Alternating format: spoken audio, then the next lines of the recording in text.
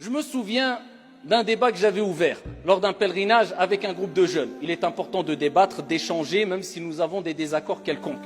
Et lorsque nous débattons, chacun doit apporter ses preuves, et il n'est pas demandé en islam, en tant que musulman, de chercher à avoir raison, mais il nous est plutôt demandé, si nous sommes honnêtes et sincères, et si nous ne réagissons pas selon notre ego, simplement, il nous est demandé de chercher à savoir qui a raison.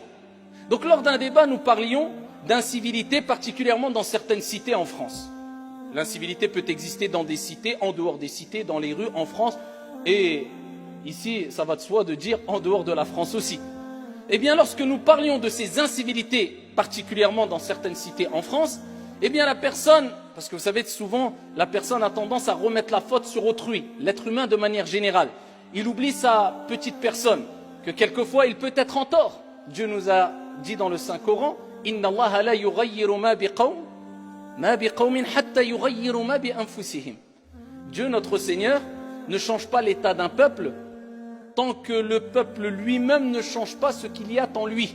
C'est-à-dire que Dieu veut que l'effort vienne de toi, que tu fasses un bilan, une autocritique, une éducation, une auto-éducation, que tu te réformes si tu souhaites la réforme générale. Eh bien la personne me disait que c'est de la faute à la France, que dans les cités il y a ce qui se passe, beaucoup d'incivilité, beaucoup plus d'incivilité qu'en dehors des cités. Et je lui ai dit pourquoi, et il me dit, il argumente, lors d'un débat respectueux, il me dit que parce que la France à une certaine époque, eh bien, a mis toutes les personnes d'origine étrangère, particulièrement maghrébines, venant d'Afrique, eh bien, dans des cités, et ça a donné ce que ça a donné. Donc c'est de la faute à la France. Eh bien, je lui ai répondu en toute honnêteté, ben, c'est un argument contre toi. Tu devrais avoir honte quelque part. On devrait avoir honte quelque part, tout simplement parce que, on le sait toutes et tous, et pas besoin de statistiques poussées pour se rendre compte et savoir que la majeure partie des habitants dans les cités, je parle des habitants d'origine étrangère, eh bien, sont en majorité de confession musulmane. Si on prend la majorité des habitants de confession étrangère, eh bien, d'origine étrangère, en majorité dans les cités, on peut dire que la religion, la pratique religieuse qui ressort le plus chez les étrangers, c'est l'islam.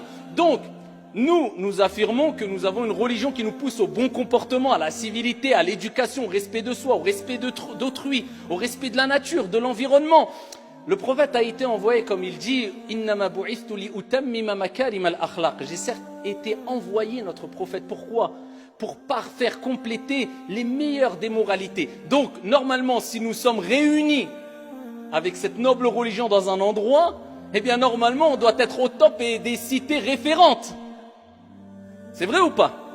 Normalement, on doit dire si nous, avec notre pratique et ce à quoi appelle notre pratique religieuse comme bon comportement, eh bien, si nous sommes réunis dans un endroit, eh bien, ça doit être un endroit, mais plus que stable, plus que serein, plein de respect, de tolérance, de civilité, de comportement exemplaire. Comment cela se fait-il que, eh bien, en nous réunissant, je ne dis pas qu'il n'y a que des musulmans dans les cités, mais vous m'avez compris, en nous réunissant dans des endroits, eh bien, ça donne ce que ça donne aujourd'hui. Réalité vraie et amère. Donc, c'est un argument contre nous. Et c'est pour nous rappeler qu'il faut arrêter de dire c'est la faute à... Il y a des paramètres, soit. Bien sûr, je ne renie pas le fait qu'il y a certains paramètres qui font que... Mais il est important d'accuser sa propre personne avant d'accuser autrui. Et de se remettre en question, se poser des questions. Où suis-je par rapport à ma relation avec autrui, avec l'environnement, avec la société? Et ensuite, je pense qu'on aurait des réponses plus qu'amères. Mais sommes-nous honnêtes et sommes-nous francs? C'est pour cela qu'il est important de comprendre ce que c'est que l'ihtiram, le respect.